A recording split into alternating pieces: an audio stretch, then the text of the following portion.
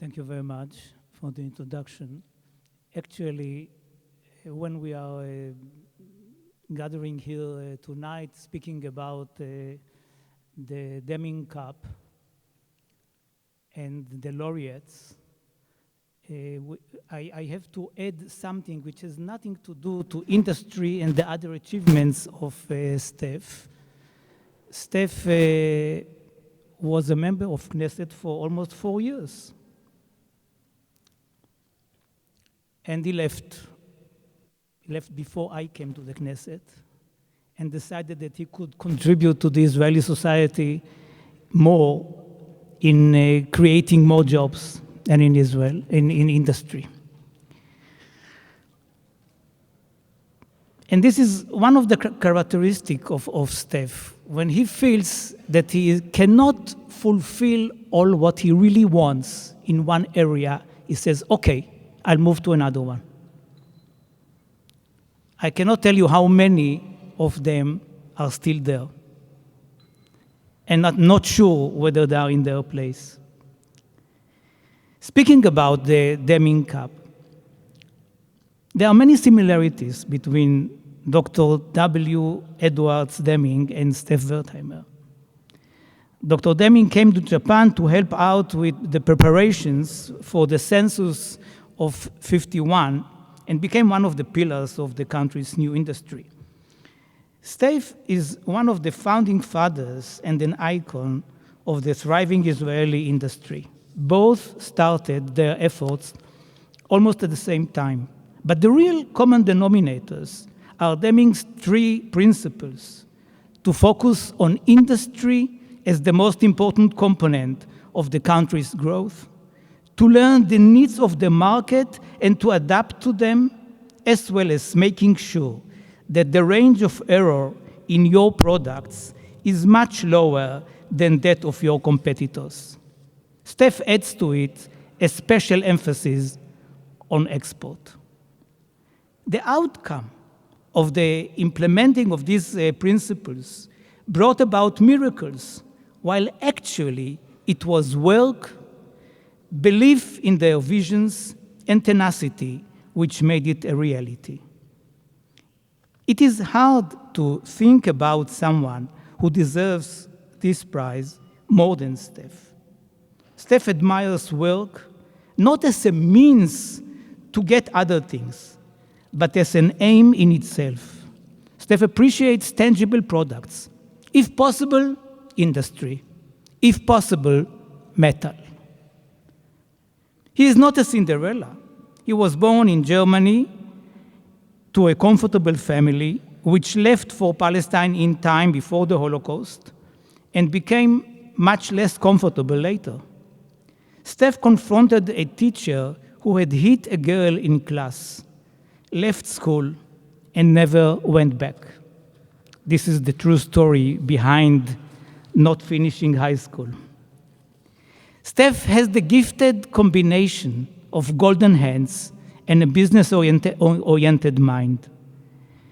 By creating a big metal company and several industrial parks, his enterprises are, as was said before, responsible for 10% of Israel's export. And yes, he is the only Steph in Israel. Steph has soft points for family, and part of it is here, for dropouts, naturally, for work, for vocational training, for education, for accuracy.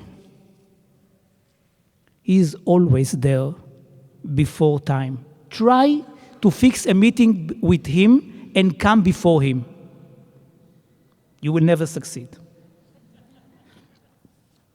He has a soft point for peace and for the future of Israel, which is, of course, a common denominator between us. I could say that Steph is generous, frank, open-minded, patriotic, and strong believer in the strange idea that all people are equal. He is wise and that he has a good sense of humor. He is available, the furthest from smug as one could be. And he is an eternal optimist. Now, when I'm saying he is eternal optimist, it's not that Steph believes that things will be better. Don't worry. Steph believes that you can do better, that you can change the world only if you are really doing the right things. That is his optimism, which makes him sometimes patientless, because he sees that the world is not changed because the wrong people sometimes are doing the wrong things. But I'm sure that mentioning all these nice property is the best way to tell those of you who have not known him why Steph is so unique. Still, I decided to share with you a story which took place after the 1993 Oslo Agreement, an agreement which opened for Israel a window to the Arab world for a while. It was 20 years ago when Steph decided to visit Morocco with a group of friends. One of them was Shlomo Shva, a well-known Israeli writer. And here is what he wrote about this trip. We returned to the street with the shops and entered a store displaying dishes and decorations and various figures made of wood and chess pieces. Here you have a good place to buy souvenirs of Marrakesh. The owners, dressed in well-tailored suits and wearing ties, welcomed us warmly. We walked through the store, crammed full of glassware and various tableware, and went down the narrow stairs with carpets and ornamented clothing on both sides, and arrived in the basement. And there sat a barefoot teenager, clearly not one of the children of the well-dressed owners, at the shop's entrance, operating carpenter's lathe. He clasped a chisel between two of his barefoot toes and rapidly turned a wooden block at a surprising speed, using a system of ropes and wheels.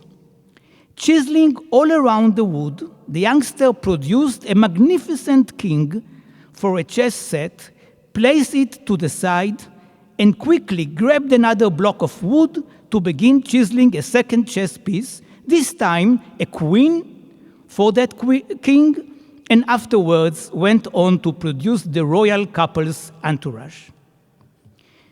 We stood around the youth and his wood lathe and watched him work. Steph was glued to the sight. Suddenly, he took off a shoe and a sock from his foot, asked the boy to get up, and then sat down. He placed the chisel between his toes and started to work as if this were his usual routine. He chiseled the piece as an old, experienced craftsman, and the carpenter's apprentice looked on in amazement at the tourist who came from faraway land, a brother in his vocation. We, Steph's friends, who knew him from his home, from gatherings of friends, from celebrations and parties, and who were familiar with his activity, stood mesmerized. Before us were two craftsmen, each highly skilled in his work, who knew to appreciate and respect the work of his colleague. On one side, Steph, who started working as a teenager and has created tools used in all corners of the world and has founded many factories and companies. And on the other side, a teenage carpenter harnessed to the tools of his craft in a basement in Marrakesh. Faithfully performing his work, also creator. For a moment, it seemed that Steph and the youngster were both young workers, foreign to each other, without a common language, yet closer to each other in the midst of their work. Two craftsmen, the bedrock of the world. Thank you.